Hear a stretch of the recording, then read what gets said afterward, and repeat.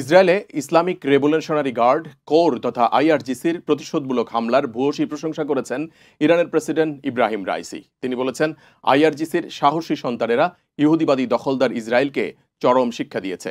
সিরিয়ার রাজধানী দামেস্কে ইরানি কনসুলেটের ভয়াবহ ক্ষেপণাস্ত্র হামলার বদলায় ইসরায়েলের ভূখণ্ডে লক্ষ্য করে তিন শতাধিক ড্রোন এবং ক্ষেপণাস্ত্র নিক্ষেপ করে ইরান।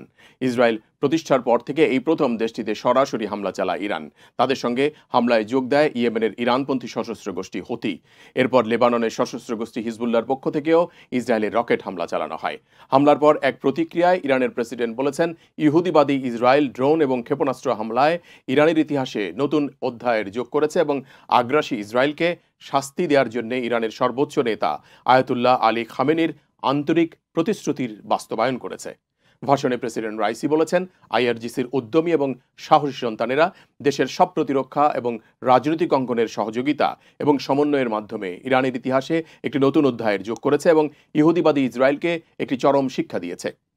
ইসরায়েলে ইরানের হামলাকে বৈধ আত্মরক্ষার অধিকার হিসেবে বর্ণনা করেছেন ইরানের প্রেসিডেন্ট। তিনি বলেছেন, আন্তর্জাতিক আইন মেনে এবং নিজেদের আত্মরক্ষার স্বাভাবিক অধিকার থেকেই আইআরজিসি গভীর রাতে ইসরায়েলি ক্ষেপণাস্ত্র এবং ড্রোন ব্যবহার করে হামলা চালিয়েছে।